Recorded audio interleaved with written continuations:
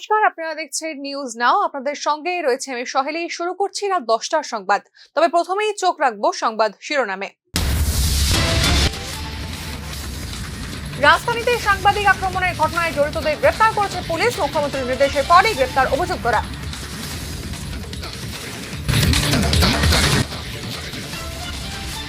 পূর্ব টিলা TRPC কলোনিতে ঘর থেকে উদ্ধার একই পরিবারের 3 সদস্যের মৃতদেহ। চাঞ্চল্যকর ঘটনায় শুরু হয়েছে পুলিশি তদন্ত। বন্যা পরবর্তী কঠোর পরিস্থিতিতে পুজো চাঁদা নিয়ে জুলুম বরদাস্ত করা হবে না বলে হুঁশিয়ারি দিয়েছেন মুখ্যমন্ত্রী। চাঁদার জুলুম না করার জন্য আহ্বান মুখ্যমন্ত্রীর।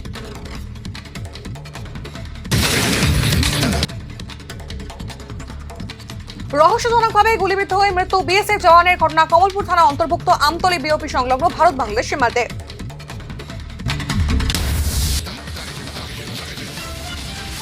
জেআরবিটি গ্রুপ ডি প্রকাশিত ফলাফল নিয়ে প্রদেশ যুব কংগ্রেসের বিক্ষোভ। সংশ্লিষ্ট দাবি দাওয়া নিয়ে জেআরবিটি অফিসে ঘেরাও করলেন যুব কংগ্রেসের কর্মীরা।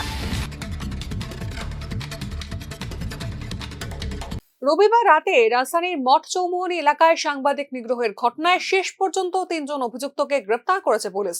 যুব মোর্চার পরিচয় দিয়ে অভিযুক্তরা শারীরিকভাবে হেনস্থা করেছিল 3 জন সাংবাদিককে। এফআইআরে বর্ণিত অভিযুক্তদের গ্রেপ্তারের দাবিতে সোমবার রাজ্য পুলিশের মহানির্দেশকের দ্বারস্থ হয় অ্যাসেম্বলি অফ জার্নালিস্ট। পরবর্তী সময়ে রাজ্যে কর্মরত সাংবাদিকদের নিরাপত্তার বিষয়টি নিয়ে মুখ্যমন্ত্রী এবং পুলিশ মহানির্দেশকের দৃষ্টি আকর্ষণ করেন অ্যাসেম্বলি অফ জার্নালিস্টের সাধারণ সম্পাদক সানিদ দেবরায়। বিশেষ করে আসন্ন দুর্গোৎসবকে সামনে রেখে এই ধরনের ঘটনার পুনরাবৃত্তি না হওয়ার বিষয়টিতে প্রশাসন এবং মুখ্যমন্ত্রীর দৃষ্টিও আকর্ষণ করেন অ্যাসেম্বলি অফ জার্নালিস্টের সাধারণ সম্পাদক। এদিনের ডেপুটেশন অন্যান্যদের মধ্যে উপস্থিত ছিলেন রাজ্যের বিশিষ্ট সাংবাদিক বিশ্বেন্দু ভট্টাচার্য, জয়ন্ত দেবনাথ, প্রণব সরকার প্রমুখ।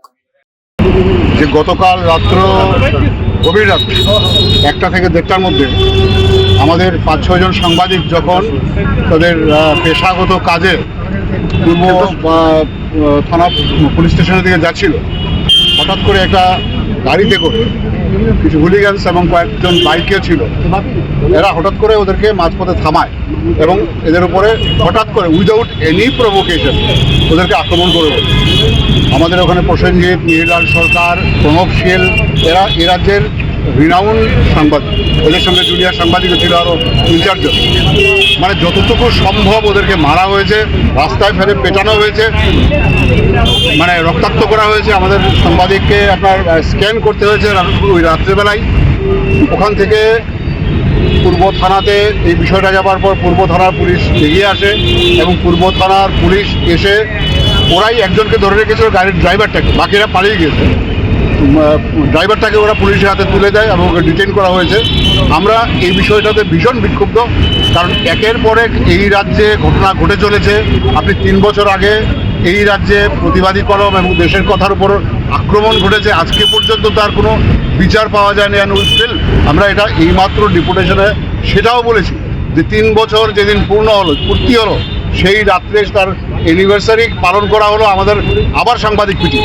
So this is a regular incident of the state and regular incident of the city. তো এটার বিরুদ্ধে আমরা সমস্ত এডিটররা এবং সমস্ত জার্নালিস্টরা একত্রিত হয়েছে। আমরা আমাদের ডিজি ইন্টেলিজেন্স অনুরাগ ধানকর সাহেবের কাছে সময় চেয়ে উনি সময় দিয়েছেন। আমরা এতক্ষণ ওনার সঙ্গে কথা বলেছি, আমরা সমস্ত বিষয়টা তুলে ধরেছি। বাই দিস টাইম উনি জানিয়েছেন যে গতকাল রাত্রে যে 3 জন কালপ্রিট আমাদের যুব মোর্চার নাম নিয়ে আমাদের এই সাংবাদিকদের উপর আক্রমণ করেছে, রক্তাক্ত করেছে, পিটিয়েছে, অপমানিত করেছে, ক্যামেরা ভেঙেছে, মোবাইল ভেঙেছে, তাদেরকে গ্রেপ্তার করা হয়েছে। 3 জনকে ইতিমধ্যে গ্রেপ্তার করা হয়েছে এবং বাকিদের সার্চ করছে পুলিশ এবং ইমিডিয়েটলি ব্যবস্থা করবে। আমরা বলেছি 48 ঘন্টার মধ্যে যদি পুলিশ তার সর্বোচ্চ ব্যবস্থা এই সমস্ত ক্রিমিনালের বিরুদ্ধে না নেয়, তাহলে আমরা রাজ্য জুড়ে আবার আন্দোলনে নামবো। কারণ গণতন্ত্রের 4র্থ স্তম্ভ যদি আক্রান্ত হয়, আমি মনে করি গণতন্ত্রের কোনো অস্তিত্ব কোনো রাজ্যে থাকে না। এই রাজ্যের শীর্ষে একজন অত্যন্ত স্বচ্ছ ভদ্রলোক মানুষ আছেন মুখ্যমন্ত্রী হিসাবে। আমরা ওনার কাছে এই আপনাদের মাধ্যম থেকে আবেদন করব, আপনিও দেখুন, আপনি বলুন, পুলিশকে বলুন এবং অন্যান্য যে আপনার মেশিনারিজ আছে আইন শৃঙ্খলা রক্ষার জন্য তাকে তৎপর করুন, যাতে করে এই সমস্ত আসামিরা শুধু সাংবাদিকদের উপর নয়, সামনে একটা পুজো আসছে, রাস্তা ঘাটে সর্বত্র যাতে আইন শৃঙ্খলা বজায় রাখে এবং যাতে কোনো মানুষ অপমানিত না হয় এই ব্যাপারে সতর্ক থাকে। আমরা এই আবেদন রেখেছি। আমরা অ্যাজ এ হোল স্টেটে ডেমোক্রেসি বজায় রাখবার জন্য আমরা পুলিশ প্রধানের কাছে আবেদন রেখেছি। আমরা ডিসি সাহেবের সঙ্গেও ফোনে কথা বলেছি। উনি আউট অফ স্টেশন আসেন আজকে, উনি ফিরে এসে আমাদের সঙ্গে কথা বলবেন বলেছে। এই প্রসঙ্গে আমরা মুখ্যমন্ত্রী মহাশয়ের কাছে আমরা এই আবেদন নিয়ে যাব এবং কথা বলবো। এটা আবেদন না বলবো না, এটা বলবো আমাদের দাবি। কারণ একের পর এক সাংবাদিক লাঞ্ছিত হচ্ছে, একের পর এক সাংবাদিক অপমানিত হচ্ছে এবং তার বিরুদ্ধে কোনো ব্যবস্থা নেই। এবং নেশার অত্যন্ত বেশি প্রাদুর্ভাবের কারণেই এই সমস্ত ঘটনাটা ঘটছে বলে, মাদকের প্রাদুর্ভাবের কারণেই ঘটনাগুলি ঘটছে বলে আমরা বিশ্বাস করি। সমূলে উৎপাদিত করবার জন্য আমরা অনুরোধ রেখে এসেছি। এখানে সব সিনিয়র সাংবাদিকরা ছিল, সিনিয়র এডিটররা ছিল, উনি আমাদের এশিওর করেছেন। আমরা আবার বসবো, এই ওনার থেকে সিদ্ধান্ত নিলাম, আমরা ওনার মতামত জানলাম এবং শুনতে পেয়েছি 3 জন অ্যারেস্ট হয়েছে। এরপর আমরা বসে তারপর আমরা পরবর্তী সিদ্ধান্ত নেব। পূর্ব টিলাক টিআরপিসি কলোনিতে বসত ঘর থেকে উদ্ধার একই পরিবারের 3 সদস্যের মৃতদেহ। ভয়াবহ ঘটনা ঘিরে স্থানীয় মহলে ছড়িয়ে পড়েছে ব্যাপক চাঞ্চল্য। ঘটনা তদন্ত শুরু করেছে স্থানীয় থানার পুলিশ। ঘর থেকে উদ্ধার মৃত 3 জনের নাম বীরন্ত ত্রিপুরা, শ্যামা ত্রিপুরা ও আলিশা ত্রিপুরা। তাদের আনুমানিক বয়স যথাক্রমে 30 বছর, 24 বছর ও 3 বছর। প্রাথমিকভাবে পাওয়া ঘটনার বিবরণে জানা যায়, সোমবার বীরন্ত ত্রিপুরার বন্ধ ঘর থেকে দুর্গন্ধ আসতে দেখে পুলিশকে খবর দেন স্থানীয় মানুষজন। খবর পেয়ে ঘটনাস্থলে উপস্থিত হয় পুলিশ। ঘরের দরজা খুলে ভিতরে ঢুকতেই দেখা যায় ঘরের বিম থেকে ঝুলছে গৃহকর্তা বীরন্ত ত্রিপুরার দেহ এবং মাটিতে গলাকাটা অবস্থায় পড়ে আছে তার স্ত্রী শ্যামা ত্রিপুরা ও 3 বছরের সন্তান আলিশা ত্রিপুরার রক্তাক্ত মৃতদেহ। রোমহর্ষক এই ঘটনা নিয়ে তদন্তকারী পুলিশ কর্তাদের প্রাথমিক ধারণা, সাংসারিক অশান্তিকে কেন্দ্র করে স্ত্রী ও কন্যা সন্তানকে গলা কেটে খুন করে নিজেও ফাঁসিতে আত্মঘাতী হন বীরন্ত ত্রিপুরা। ব্যক্তিকে ঝুলন্ত অবস্থা দেখা যায় ওনার নাম, আর যাদের গলা কাটা অবস্থা দেখা যায় ওদের নাম। ঝুলন্ত অবস্থায় রয়েছে বীরন্ত ত্রিপুরা, আর নিচে পরে রয়েছে 2 জন, তার স্ত্রী এবং সন্তান। স্যার এটা কি মানে এটা আপনাদের দেখার পর কি মনে হচ্ছে? ম্যাজিস্ট্রেটের উপস্থিতিতে 3টি মৃতদেহ উদ্ধার করে ময়না তদন্তের জন্য পাঠায় পুলিশ। তদন্তের স্বার্থে ঘটনাস্থলে নিয়ে আসা হয় ফরেনসিক টিমও। তদন্তে তো বোঝা যাচ্ছে যে স্ত্রী সন্তানকে যেভাবে গলা কাটা হয়েছে এবং বাকি আমাদের ইনভেস্টিগেশন চলছে, তো বাকিটা তদন্তে প্রকাশ। স্থানীয় লোকজনের বক্তব্য, গত শুক্রবার থেকে বন্ধ ছিল বীরন্ত ত্রিপুরার ঘরের দরজা। ধারণা করা হচ্ছে 2-3 দিন আগেই বন্ধ ঘরের ভেতর সংগঠিত হয় নারকীয় হত্যা লীলা, যার কারণেই সোমবার তার ঘর থেকে দুর্গন্ধ পায় আশপাশের লোকজন। পৈশাচিক এই ঘটনা নিয়ে স্থানীয় মহলে সৃষ্টি হয় প্রবল আতঙ্ক ও চাঞ্চল্য। আমার বাড়ি মধ্যে আছে, এটা মানে নাতির লগে কথা কইছে। আচ্ছা, এর সময় তো মানে ঠিক কিছু ঘটনা মানে খাতা হল না। 3টি পচা গলা মরদেহ উদ্ধারের ঘটনায় এদিন ঘটনাস্থলে ভিড় করে প্রচুর মানুষজন। ঘটনার পর মোতায়েন করা হয়েছে বিশাল পুলিশ বাহিনী। জানা গেছে, পেশায় কৃষক ছিলেন বীরন্ত ত্রিপুরা। 51বর্তী সংসারে স্বামী স্ত্রীর কলহের কারণেই নিষ্পাপ কন্যা সন্তান আলিশা ত্রিপুরার মর্মান্তিক মৃত্যু ঘিরে আরও বেশি শোকের আবহ স্থানীয় মহলে। ব্যুরো রিপোর্ট, নিউজ নাও। বন্যা পরিস্থিতিতে দুর্গোৎসবে চাঁদার জুলুম বরদাস্ত হবে না বলে স্পষ্টভাবেই জানিয়ে দিলেন মুখ্যমন্ত্রী মানিক সাহা। এই ক্ষেত্রে চাঁদার জুলুম না করার জন্য ক্লাবগুলির প্রতি আহ্বান রেখেছেন মুখ্যমন্ত্রী। সাম্প্রতিক বন্যায় বিধ্বস্ত ত্রিপুরায় মৃতের সংখ্যা 33। সর্বশান্ত হয়েছেন প্রায় 1,28,000 মানুষ। বন্যা পরিস্থিতিতে এবার চাঁদার জুলুম নিয়ে হুঁশিয়ারি দিয়েছেন মুখ্যমন্ত্রী। রাজ্যে ক্লাব সংস্কৃতি অনেকটাই পরিবর্তিত হয়ে গেছে। এই ধারাকে বজায় রেখে এবং রাজ্যে বন্যা পরবর্তী অবস্থাকে বিবেচনায় রেখে পুজোর চাঁদা নিয়ে জোর জবরদস্তি যাতে না করা হয়, সেজন্য সকলের কাছে আহ্বানও রেখেছেন মুখ্যমন্ত্রী ডক্টর মানিক সাহা। তাছাড়াও পুজোর সময় মধ্যরাত্রিকালীন সময়ে শহরের সুরক্ষা ব্যবস্থা দিনের অন্যান্য সময়ের তুলনায় আরও জোরদার করার জন্য আরক্ষা প্রশাসনকে নির্দেশও দিয়েছেন মুখ্যমন্ত্রী। প্রসঙ্গত, এবছর মায়ের গমন বিসর্জন কার্নিভাল অনুষ্ঠিত হবে 14ই অক্টোবর। Bureau report, news now. রহস্যজনকভাবে গুলিবিদ্ধ হয়ে মৃত্যু বিএসএফ জওয়ানের। সোমবার 11:30 নাগাদ 105 নম্বর ব্যাটালিয়নের এক বিএসএফ জওয়ানকে গুলিবিদ্ধ অবস্থায় বিমল সিংহ মেমোরিয়াল হাসপাতালে নিয়ে যাওয়া হয়। ওই বিএসএফ জওয়ানের অবস্থা আশঙ্কাজনক হওয়ায় তাকে জিবি হাসপাতালে রেফার করে দেওয়া হয়। কর্তব্যরত চিকিৎসক তার অবস্থা আশঙ্কাজনক দেখে জিবি হাসপাতালে রেফার করে দেন। গুলিবিদ্ধ বিএসএফ জওয়ানের নাম বি অরুণ দিলীপ, বয়স 45 বছর, তার বাড়ি মহারাষ্ট্রে। এই ঘটনাটি ঘটে সোমবার সকাল 11:30 নাগাদ কমলপুর থানার অন্তর্ভুক্ত আমতলী বিওপি সংলগ্ন ভারত বাংলাদেশ সীমান্তে। সংবাদ সূত্রে জানা যায়, ওই বিএসএফ জওয়ান সীমান্তে কর্তব্যরত অবস্থায় ছিলেন। ডিউটিরত অবস্থায় এই বিএসএফ জওয়ান কিভাবে গুলিবিদ্ধ হলেন তা এখনো জানা যায়নি। পুলিশের তরফ থেকে জানানো হয়েছে এই গোটা বিষয়ে তদন্ত চলছে। আচ্ছা কি হয়েছে ঘটনা আজকে? ঘটনাটা তারাও ঠিক কইরা কিছু বলেনি, মানে বিএসএফ কেএম থেকে যা আনছিল ঠিক কইরা আমার কিছু মানে ঘটনাতে কি হয়েছিল কিছু মানে ঘটনা কিছু বলা মানে কিছু কইছে না তারা, শুধু কইলো যে গুলি লাগছে, কীভাবে লাগছে কী কারণে লাগছে মানে কই লাগছে এরকম কিছু আমারে কইলো না, শুধু মানে গুলি লাগছে। তো গুলি আমি 3টা পাইলাম বুকের উপরে লেফট সাইডে, সে মনে হইতেছে সামনে দিয়ে মানে সামনে দিয়ে ঢুকছে, পিছন দিয়ে বাড়িছে এরকম লাগতেছে। জেআরবিটি গ্রুপ ডির প্রকাশিত ফলাফল নিয়ে প্রথম থেকেই সুর চড়িয়েছে বিরোধী দল কংগ্রেস। এবার ওয়েটিং লিস্ট প্রকাশ করা ও প্রত্যেক পরীক্ষার্থীদের লিখিত এবং মৌখিক ফলাফল প্রকাশ করার দাবি নিয়ে জেআরবিটি অফিস ঘেরাও করলেন প্রদেশ যুব কংগ্রেসের নেতারা। সোমবার সকালে জেআরবিটির অফিস ঘেরাও করেন যুব কংগ্রেসের নেতারা। প্রথম থেকেই তারা গ্রুপ ডি এর ফলাফলে দুর্নীতির গন্ধ পাচ্ছেন বলে অভিযোগ করতে থাকেন। তাদের অভিযোগ, রাজ্যে গ্রুপ সি এবং গ্রুপ ডি পরীক্ষা নেওয়া হয় বহু তাল বাহানার পর। গ্রুপ সি এর ফলাফল বেরিয়েছিল, সেখানেও দুর্নীতির গন্ধ ছিল বলে অভিযোগ করেন যুব কংগ্রেসের নেতারা। সেক্ষেত্রেও রাজ্যের যুবক যুবতীরা বঞ্চিত। এবার দুদিন আগে গ্রুপ ডি এর রেজাল্ট বের হয়। বিধানসভার বাদল অধিবেশনে গ্রুপ ডি পরীক্ষার রেজাল্ট বের করা নিয়ে মুখ্যমন্ত্রীর সঙ্গে সংলাপ বিনিময় হয় রাজ্যের কংগ্রেস বিধায়ক সুদীপ রায় বর্মনের। বিধানসভায় সুদীপ রায় বর্মন বলেন, গ্রুপ ডিতে এমন অনেক যুবক যুবতীরা রয়েছেন যারা গ্রুপ সিতে চাকরি পেয়ে গিয়েছেন, আবার অনেকে এমনও রয়েছেন যারা বহিরাজ্যের। সেক্ষেত্রে রাজ্যের বেকারদের বঞ্চিত হওয়ার একটি বিষয় উঠে আসছে। সুদীপ রায় বর্মন জানান, এই সমস্ত পরীক্ষার্থীদের বাদ দিয়ে রেজাল্ট বের করতে হবে। এর পাশাপাশি একটি ওয়েটিং লিস্টের দাবিও করা হয়। এর প্রতিবাদে যুব কংগ্রেসের সভাপতি নীলকমল সাহার নেতৃত্বে জেআরবিটি অফিসের সামনে বিক্ষোভ দেখান যুব কংগ্রেসের কর্মীরা।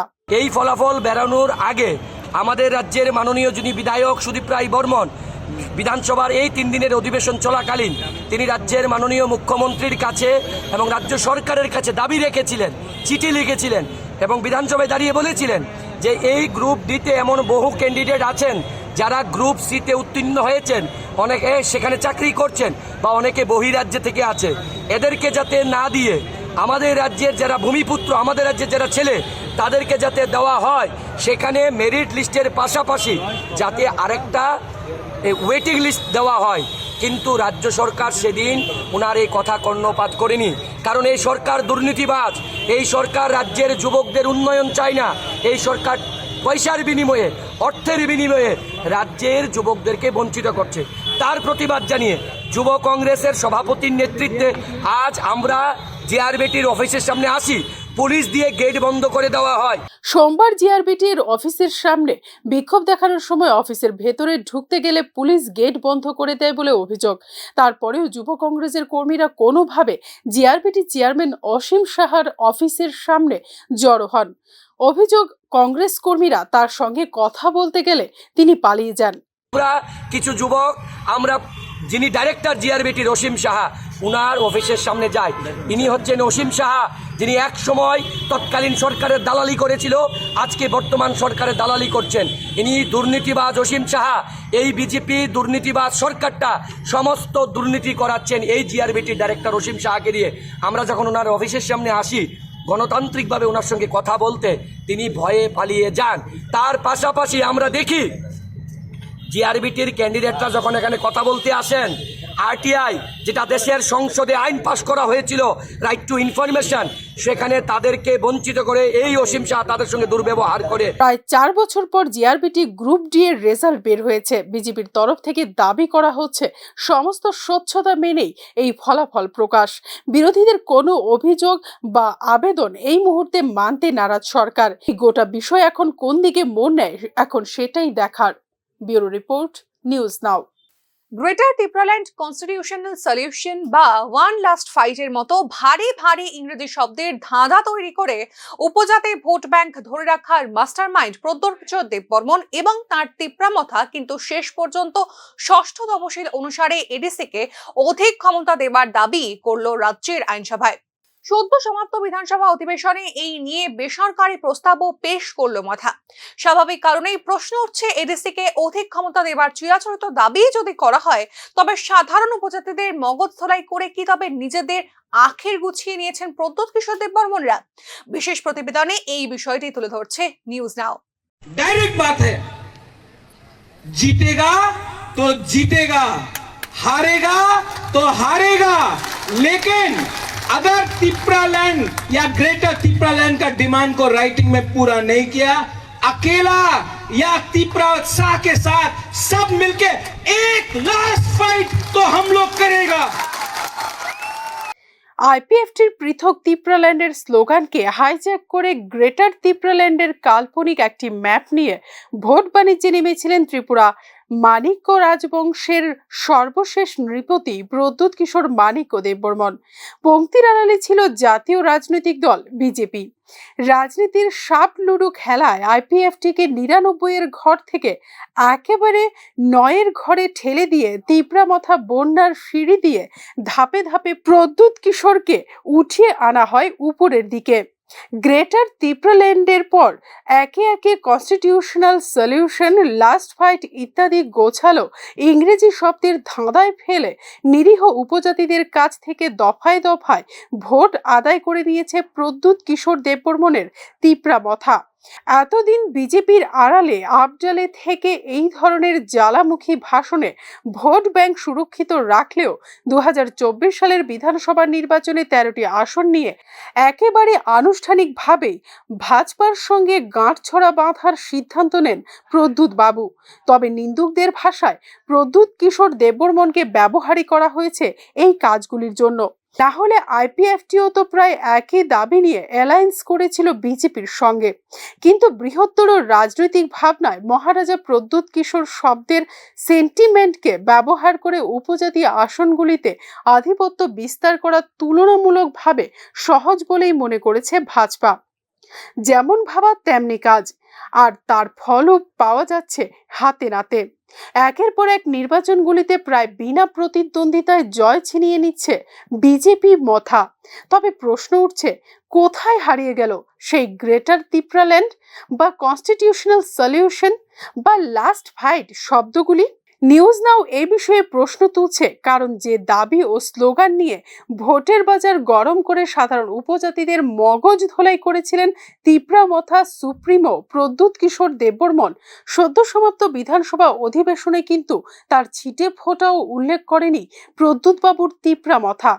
চলতি বছরের ২রা মার্চ নয়াদিল্লিতে ভারত সরকার, ত্রিপুরা সরকার এবং তিপ্রামথার মধ্যে ত্রিপুরার উপজাতির জনগণের আর্থসামাজিক উন্নয়ন, ভাষা সংস্কৃতির বিকাশ ও রাজনৈতিক অধিকার প্রতিষ্ঠায় এক পাতার চুক্তির নামে রাজ্যের জনগণ, বিশেষ করে উপজাতি অংশের মানুষের সামনে আরেক প্রস্তুত দলিল উপস্থিত করা হয়েছিল, যাকে প্রতারণার দলিল বলেই অভিহিত করেছেন রাজনৈতিক তথ্যভিজ্ঞদের একাংশ মহল। ভোটের আগেই এই চুক্তিকে ঢাল করে বিজেপি আইপিএফটি জোট সরকারের শরিক হয়ে মন্ত্রিত্ব বাগিয়ে নিয়েছে তিপ্রামথা। অথচ আশ্চর্যের বিষয় হলো, এখন এই চুক্তি কার্যকর করার ব্যাপারে কোনো কথাই নেই তিপ্রামথার শীর্ষ নেতৃত্বের মুখে। এরকম পরিস্থিতিতে এখন নতুন কথা বলছে তিপ্রামথা। সবকিছু ভুলে এবার এডিসির হাতে অধিক ক্ষমতা ও অর্থ প্রদানে সংবিধান সংশোধন করে ষষ্ঠ তপশিলের অধীনস্থ ক্ষমতা বৃদ্ধির কথা বলছে তিপ্রামথা। সদ্য সমাপ্ত বিধানসভা অধিবেশনে এ সম্পর্কিত একটি বেসরকারি প্রস্তাবও এনেছে তারা। এডিসির হাতে অধিক ক্ষমতা ও অর্থ প্রদানের জন্য সংবিধান সংশোধনের প্রয়োজনের কথা তো শুরুর সময় থেকেই করে আসছে অন্যান্য রাজনৈতিক দলগুলো। শেষ পর্যন্ত কি তবে এই দাবির আড়ালেই নিজেদের মুখ লুকাবেন প্রদ্যোৎ বাবুরা? ত্রিপুরা সহ উত্তর পূর্বাঞ্চলের এডিসিগুলির অধিক ক্ষমতায়নের জন্য সংবিধান সংশোধনী বিল ২০১৮ সালে উত্থাপন করে বিজেপি সরকার। এটি ১২৫তম সংবিধান সংশোধনী বিল। বিলটি স্ট্যান্ডিং কমিটি সহ সংশ্লিষ্ট রাজ্য এবং সেখানকার বিভিন্ন সংগঠনের মতামত নিয়ে রাজ্যসভা ও লোকসভায় পেশও করা হয় 2019 সালে লোকসভা নির্বাচনের ঠিক কয়েক মাস আগে। 2019-এর পর 2024-এর লোকসভা নির্বাচনও অনুষ্ঠিত হয়ে গেছে। প্রায় 6 বছর ধরে এই বিলটিকে ফেলে রাখা হয়েছে স্ট্যান্ড বাই হিসেবে। অথচ 125তম বিলের পর আরো অনেক বিল এসেছে পার্লামেন্টে। সংখ্যাগরিষ্ঠতার কারণে বহু বিল তড়িঘড়ি পাশ করিয়ে নিচ্ছে কেন্দ্রীয় সরকার। তাহলে 125তম বিল পাশ করতে বাধা কোথায়, তা নিয়ে প্রদ্যুৎ বাবুকেই প্রশ্ন করছে নিউজ নাও। এডিসির হাতে অধিক ক্ষমতা ও অর্থ প্রদানে 125তম সংবিধান সংশোধনী বিল পাশ করতে বন্ধু শাসক দল বিজেপির উপর চাপ সৃষ্টি করলে প্রদ্যুৎ বাবু আর তীব্রামথার গুণকীর্তন করতে সবচেয়ে আগে থাকবে নিউজ নাও। রাজ্যের উপজাতি অংশের সমবিকাশের বৃহত্তর স্বার্থকে বরাবরই স্বীকৃতি দেয় নিউজ নাও। তবে রাজনৈতিক ছলাকলায় নিরীহ সাধারণ জনজাতিদের সেন্টিমেন্টাল আফিংয়ের ঘরে রেখে আখেরে গোছানোর ধান্দাবাজদের মুখোশ টেনে খুলতেও কিন্তু বিন্দুমাত্র পিছপা হবে না news now. Bureau report, news নাও। ন্যূনতম 15,000 টাকার মাসিক বেতনের দাবিতে বন দপ্তরের মুখ্য আধিকারিকদের কাছে ডেপুটেশন প্রদান করল বনমিত্ররা। একই সঙ্গে অর্থ মন্ত্রণালয়ের অনুমোদন বৃদ্ধি করার দাবিও করেছেন বনমিত্ররা। সোমবার মুখ্য আধিকারিকের কাছে ডেপুটেশন প্রদান করল বনমিত্ররা। 4,480 টাকার বেতন দিয়ে সংসার প্রতি মাসে পালন করা অসম্ভব হয়ে উঠছে বলে জানিয়েছেন তারা। 2021 সালে 1200 বনমিত্রকে মাসিক 4,480 টাকায় নিযুক্ত করেছিল রাজ্য সরকার। বর্তমানে আজকে সেখান থেকে আমরা 4,840 টাকা দিচ্ছে মাসে 20 দিন করে। বর্তমানে আমাদের মুখ্য দাবি, আমরা 4,840 টাকা দিয়ে আজকে রাজ্যের শিক্ষিত বেকার যুবকদের বাঁচার মতো কোনো পরিস্থিতি নেই। তাই আমাদের একান্ত দাবি, আমাদেরকে অর্থ দপ্তরের অনুমোদন দিতে হবে এবং আমাদেরকে ন্যূনতম বেতন মাসে 15,000 টাকা করতে হবে এবং আমাদের অর্থ দপ্তরের অনুমোদন দিতে হবে। রাজ্য শিক্ষা ব্যবস্থার উন্নতি করতে তৎপর শিক্ষা দপ্তর, তবে এখনো সম্পূর্ণভাবে হাল ফেরানো সম্ভব হয়নি বিদ্যালয়গুলির। রাজ্যের বিভিন্ন প্রান্তে, বিশেষ করে পাহাড় এবং গ্রামীণ এলাকায় শিক্ষক স্বল্পতা সহ বিভিন্ন পরিকাঠামোগত দুর্বলতায় ভুগছে একাধিক প্রাথমিক এবং উচ্চতর বিদ্যালয়গুলি। সোমবার সকাল 11টায় বক্সনগর ব্লক অন্তর্গত উত্তর কলমচৌড়া ছাতিয়ান টেলা স্কুলের ছাত্রছাত্রীরা বিভিন্ন সমস্যা সমাধানের লক্ষ্যে এবং শিক্ষার হাল ফেরাতে 2 জন শিক্ষককে লাইব্রেরি কক্ষে রেখে তালা ঝুলিয়ে দেয়। তারপর সমস্ত ছাত্রছাত্রীরা বক্সনগর থেকে সোনামুড়া সড়ক অবরোধ করে। টানা 3 ঘন্টা চলে অবরোধ। শত শত বাইক এবং গাড়ি আটকে যায়। পথচারীদের দুর্ভোগে পড়তে হয়। তারপর ছাত্রছাত্রীদের আন্দোলন রুখতে ছুটে আসেন ব্লক শিক্ষা আধিকারিকের পক্ষ থেকে 2 জন শিক্ষক এবং কলমচৌড়া আরক্ষা কর্মীরা। ব্লক শিক্ষা আধিকারিকদের পক্ষ থেকে ছাত্রছাত্রীদের বলা হয় বিদ্যালয়ের সমস্ত সমস্যা নিয়ে লিখিতভাবে দপ্তরকে জানানোর জন্য। সেই অনুযায়ী ছাত্রছাত্রী ও এলাকার অভিভাবকরা লিখিতভাবে সমস্যাগুলি ব্লক শিক্ষা আধিকারিকের কাছে প্রেরণ করেন। ছাত্রছাত্রীদের দাবি, বিদ্যালয়ে মোট 165 জন ছাত্রছাত্রী রয়েছে। শিক্ষক শিক্ষিকার সংখ্যা 6 জন থাকলেও প্রতিদিন মাত্র 2 জন করেই শিক্ষক উপস্থিত থাকেন। মূলত শিক্ষক শিক্ষিকার দাবিতেই ছাত্রছাত্রীরা এই আন্দোলন করে। তাদের তরফ থেকে স্পষ্ট জানানো হয়, যদি 1 সপ্তাহের মধ্যে পরিস্থিতির উন্নতি না হয় তাহলে তারা বৃহত্তর আন্দোলনে যাবে। অনেক মাস ধরে অনেক স্টুডেন্ট আছে কিন্তু স্যার নেই, ক্লাসও হচ্ছে না ঠিক মতো। তারপর মিড ডে মিলের জন্য ছোট ছোট ভাই বোনেদের তাদের জন্য যে বিস্কুট দেওয়া হয়, সেই বিস্কুটের মধ্যে অনেক পোকামাকড় থাকে, তাদের এগুলো দেওয়া হয়। অনেক সময় ডিম দেওয়া হয় না, তাদের ডিম তো প্রাপ্য, কিন্তু তাদের ডিমটা দেওয়া হয় না। তাদের সবসময় খিচুড়ি খাওয়ানো হয় বা সবজি ভাত খাওয়ানো হয় মাঝে মাঝে। তারপর আমাদের স্কুলে ক্লাসের মধ্যে স্যার এসে বলে যে তোমরা ফেল করবে। এক্সাম না হলে স্যার কীভাবে বলে যে আমরা ফেল করব। তারপর আমাদের ক্লাসে এসে অনেক নোংরা নোংরা কথা বলে। তারপর এইচএম স্যার আসে না ঠিক মতো। তারপর স্যার তারা মাঝে মাঝে আসে না, ক্লাস কিছু হয় না। এভাবেই আমাদের তার জন্য টাকা নিয়ে স্যার স্টুডেন্ট পাস করে। সাম্প্রতিক বন্যায় রাজ্যে বহু জায়গায় ক্ষতিগ্রস্ত হয়েছে বিদ্যুৎ পরিষেবা। লাইন সারাইয়ের কাজ শুরু হয়েছে, তবে কর্মী স্বল্পতার কারণে কাজ চলছে ঢিলে গতিতে। ফলে বিদ্যুৎ যন্ত্রণায় নাজেহাল হয়ে অবরোধ বিক্ষোভ এখন নিত্যদিনের চিত্র। ভোক্তাদের অভিযোগ, বিদ্যুৎ শুল্ক বৃদ্ধি করা হলেও পরিষেবার বেলায় ঠুঁটো জগন্নাথ বিদ্যুৎ দপ্তর। বিদ্যুৎ চপলতায় জেরবার যুবরাজনগর গ্রাম পঞ্চায়েতের 1 নম্বর ওয়ার্ডের স্থানীয় জনগণ সোমবার পথ অবরোধ করেন। দীর্ঘ 1 মাস যাবৎ এলাকায় বিদ্যুতের সমস্যা চলছে বলে ক্ষোভের সঙ্গে জানান স্থানীয় জনগণ। সমস্যার সমাধানে স্থানীয় বিদ্যুৎ দপ্তরের উদাসীন ভূমিকার সমালোচনা করেন ভুক্তভোগী এলাকাবাসী। 6টা থেকে 7টার ভিতরে লাইন লো ভোল্টেজ থাকে, তার কারণে আমরা পুরো গ্রামবাসী মিলে রাস্তা অবরোধ করেছি। কতদিন যাবত এই সমস্যা? প্রায় 1 মাস থেকে আমাদের যুবরাজনগরে এইরকম অবস্থা চলছে। পুজোর আগেই বর্ধিত বেতনের দাবিতে বেলাফাঙে অঙ্গনওয়াড়ি কর্মী, সহায়িকা ও আশা কর্মীদের রাস্তা অবরোধ। পুজোর আগেই বেতন বাড়ানো সহ অন্যান্য দাবিতে সোমবার খোয়াই মোহনপুর আগরতলা সড়কের বেলফাঙে রাস্তা অবরোধ করেন তারা। All Tripura anganwadi worker and helper ASHA কর্মী ইউনিয়নের উদ্যোগে এই রাস্তা অবরোধ কর্মসূচি করা হয়। সোমবার সকাল 8:30 থেকে শুরু হয় রাস্তা অবরোধ কর্মসূচি। ফলে গোটা সড়ক বন্ধ থাকে, মুখ থুবড়ে পড়ে যান চলাচল, দুর্ভোগ চরমে ওঠে জনসাধারণের। এই আন্দোলন স্থল থেকে তারা দাবি করেন বেতন বৃদ্ধি করতে হবে, গ্র্যাচুইটি প্রদান করতে হবে, অবসরকালীন পেনশন ভাতা চালু করা ও সুপ্রিম কোর্টের রায়কে মান্যতা দিয়ে নিয়মিত কর্মচারী হিসেবে ঘোষণা দিতে হবে। সোমবার বেলা 11টায় ঘটনাস্থলে আসেন এসডিএম, কথা বলেন অবরোধকারী অঙ্গনওয়াড়ি কর্মী, সহায়িকা ও আশা কর্মীদের সঙ্গে। অবরোধ প্রত্যাহারের আবেদন জানালেও তাকে স্পষ্টভাবে অবরোধকারীরা জানান রাজ্য সরকারের মন্ত্রীকে এসে কথা দিতে হবে যে পুজোর আগেই বেতন বাড়ানো হবে, তারপরেই অবরোধ তুলবেন তারা। আজকে আমরা 56টা প্রজেক্ট जो অঙ্গনাদি ওয়ার্কার হেল্পার আর আশা কর্মী যৌথভাবে আমরা এখানে এই বেলফাং খোয়াই বেলফাঙে বসতে হচ্ছে, কারণ আমাদের সরকার আমাদের জন্য কোনো চিন্তা ধারণাই করছে না। কাজ অ্যাভেলেবেল দিচ্ছে আমাদেরকে, কিন্তু আমাদের মাইনে দেওয়ার সময় ওনারা কোনো চিন্তাই করছে না। ওনাদের মাথায় আসে না যে আমাদের অঙ্গনাদি ওয়ার্কার, আশাকর্মী এবং সহকর্মীরা কত পরিশ্রম কাজ করছে দিনে দিন। যখন ডাকে, রাত্র হোক, সন্ধ্যা হোক, দুপুর হোক, আমরা ওনাদের ডাকে চলে যাচ্ছি, কাজ করছি সারাদিন। আমরা বাড়িতে কাজ করার মতো আমাদের সময় থাকে না ওনাদের কাজের জন্য। তারপর আমাদের অফিসের কাজের বাইরেও ওনাদের কাজ আমরা করছি, তারপরেও আমাদের জন্য ওনারা কোনো চিন্তা ধারণা করছে না। আমরা এখানে 5টা দাবির চাইছি। 5টা দাবির মধ্যে আমরা পুজোর আগে আমাদের ফার্স্ট দাবি পেতে চাই। আমাদের 5টা দাবি হলো, প্রথম হলো বেতন বৃদ্ধি করা আমাদের, এবং দ্বিতীয় দাবি আমাদের সরকারি কর্মচারী হিসেবে স্বীকৃতি দেওয়া। 3 নম্বরে আমাদের দীর্ঘদিন ধরে আবাসনে চলছে জলের সংকট, সমাধানের জন্য নেই কোনো উদ্যোগ। প্রশাসনের দৃষ্টি আকর্ষণের জন্য বাধ্য হয়ে সোমবার রাস্তা অবরোধ করেন খেজুর বাগান স্থিত বিবেকানন্দ আবাসনের বাসিন্দারা।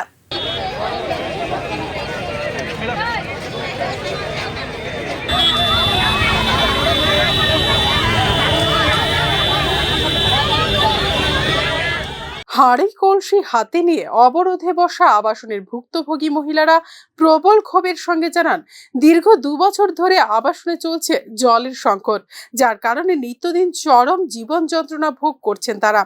দিনে মাত্র 20 মিনিট জলের পরিষেবা পান তারা, এবং এই সামান্য জল দিয়ে নিত্যদিন তাদের অপরিসীম কষ্ট ভোগ করতে হচ্ছে গত 2 বছর ধরে। বাসিন্দাদের অভিযোগ, এলাকার কাউন্সিল সহ বিধায়ক সবার কাছেই জলের ব্যবস্থা করে দেবার জন্য বহুবার দাবি জানানো হয়েছে, তবে কোনো তরফ থেকেই কোনো ধরনের সাহায্য সমাধান মেলেনি বলে ক্ষোভের সঙ্গে জানান জল সংকটে জেরবার মানুষজন। বিস্তারিত দেখুন এই রিপোর্টে। 5টা মানুষের 20 মিনিট জল দেওয়া হয়, তারপরে স্যার আমার মেয়ে 3বার পড়ছে, 3বার পড়ছে আমার মেয়ে কলেজ পাস করছে। আমি জায়গা মানুষের বাড়িতে বাসার কাজ করতে, আমার মেয়ে আর ছেলে বউ জল তুলে। গুরুত্বপূর্ণ রাস্তা অবরোধের ফলে দুদিকে আটকে পড়ে প্রচুর যানবাহন। অবরোধের খবর পেয়ে তড়িঘড়ি ছুটে আসেন পুর নিগমের ডেপুটি কমিশনার সহ সংশ্লিষ্ট দপ্তরের আধিকারিকরা। আবাসনে পর্যাপ্ত পরিমাণ জল সরবরাহ করা হবে বলে আশ্বাস দেন পুর নিগম আধিকারিক ও প্রশাসনিক কর্তারা। তাদের কাছ থেকে আশ্বাস পেয়ে অবরোধ তুলে নেন আবাসনের বাসিন্দারা। তবে শুধু বিবেকানন্দ আবাসন নয়, শহরের বেশ কয়েকটি এলাকায় জলের তীব্র সংকট রয়েছে বলে বহুবার অভিযোগ করছেন ভুক্তভোগী স্থানীয় মানুষ। ব্যুরো রিপোর্ট, নিউজ নাও। চলে গেলেন রাজ্যের বিশিষ্ট সাহিত্যিক লেখক মানস দেব বর্মন। সোমবার দুপুরে কৃষ্ণনগর হরিশ ঠাকুর রোডের নিজ বাসভবনে প্রয়াত হয়েছেন তিনি। মৃত্যুকালে তার বয়স হয়েছিল 84 বছর। স্ত্রী সহ 2 কন্যা রেখে গিয়েছেন তিনি। তার মৃত্যুর খবর পেয়ে বাড়িতে ছুটে যান প্রাক্তন মুখ্যমন্ত্রী মানিক সরকার সহ বিশিষ্ট ব্যক্তিরা। তার প্রয়াণে শোক জানিয়েছেন মুখ্যমন্ত্রী মানিক সাহাও। রাজ্যের একজন বিশিষ্ট কবি, লেখক এবং সমাজ মনস্ক সৃজনশীল ব্যক্তিত্ব ছিলেন মানস দেববর্মন। কলেজে অধ্যাপনা ছাড়াও ত্রিপুরা লোকসেবা আয়োগের চেয়ারম্যান এবং ইউপিএসসির সদস্য হিসেবে গুরুত্বপূর্ণ দায়িত্ব দক্ষতার সঙ্গে পালন করেছেন মানস দেববর্মন। তার প্রয়াণে একজন সৃষ্টিশীল সাংস্কৃতিক ব্যক্তিত্ব ও বর্ষিয়ান অভিভাবককে হারালো ত্রিপুরা। রাজধানীর গোর্খাবস্তি এলাকার সিবিআই অফিসের পেছনের রাস্তাটি সংস্কারের অভাবে দীর্ঘদিন ধরে বেহাল অবস্থায় ছিল। বিগত সরকারের আমলে আবেদন নিবেদন করা হলেও নেওয়া হয়নি রাস্তা নির্মাণের জন্য কোনো উদ্যোগ। সম্প্রতি এলাকা পরিদর্শনকালে রাস্তাটির বেহাল অবস্থার কথা মুখ্যমন্ত্রীর গোচরে আনেন স্থানীয় মানুষজন। তারপরেই মুখ্যমন্ত্রীর নির্দেশে অতি দ্রুততার সঙ্গে শুরু হয়েছে রাস্তা নির্মাণের কাজ। গুণগত মান বজায় রেখে রাস্তা নির্মাণ করা হচ্ছে বলে সন্তোষ প্রকাশ করেছেন স্থানীয় এলাকার পুরুষ এবং মহিলারা। দীর্ঘদিন ধরে অবহেলিত তাদের দাবি পূরণ করার জন্য রাজ্য প্রশাসনকে ধন্যবাদ জানিয়েছেন স্থানীয়রা। যাতে অতি তাড়াতাড়ি কাজটা শুরু, তো কাজটা ওনারা আমরা যতটুকু খবর নিয়েছি যে ওই দিন শঙ্কর দেবনাথ মাননীয় ইঞ্জিনিয়ার সাহেব, ওনার কাছে আমরা গেছি, তো উনি বললো যে আমরা তো কাজ অতি সত্বর ধরতে চাই, যত তাড়াতাড়ি আমরা শেষ করতে পারি। বিলোনিয়ায় 3 বিদ্যুৎ কর্মীকে মারধর ও হেনস্থার ঘটনায় এক ব্যক্তিকে আটক করেছে বিলোনিয়া থানার পুলিশ। ধৃতের নাম সমরজ্যোতি ধর, বাড়ি বল্লামুখ এলাকায়। প্রসঙ্গত, এই এলাকাতে বিদ্যুৎ লাইন সারাই করার সময় 3 বিদ্যুৎ কর্মীর ওপর আক্রমণ করে কিছু স্থানীয় লোকজন। ঘটনায় 7 জনের নামধাম নিয়ে বিলোনিয়া থানায় মামলা দায়ের করেন আক্রান্ত বিদ্যুৎ কর্মীরা। এই ঘটনাতে সমরজ্যোতি ধরকে জালে তোলে পুলিশ। সোমবার ধৃত ব্যক্তিকে আদালতে তোলে পুলিশ। ঘটনায় অভিযুক্ত বাকিদের খোঁজে তল্লাশি চালাচ্ছে বলে জানিয়েছে তদন্তকারী পুলিশ আধিকারিকরা। কর্মস্থলে শারীরিক আক্রমণের শিকার বিদ্যুৎ কর্মীরা ঘটনার প্রতিবাদে পথ অবরোধ করেন ও পালন করেন কর্মবিরতি। তারপরেই নড়ে চড়ে বসে পুলিশ এবং তল্লাশি চালিয়ে আটক করা হয় এই অভিযুক্তকে। আমার নাম হচ্ছে সমরজিৎ ধর। বাবার নাম হচ্ছে অতুল চন্দ্র ধর, বল্লমুখ বাড়ি, এবং আরো তার সাথে আরো 7 জন এফআইআর নেমে আছে। আজকের মতো সংবাদ এই পর্যন্তই। পরবর্তী আপডেটস পেতে চোখ রাখুন নিউজ নামের পর্দায়।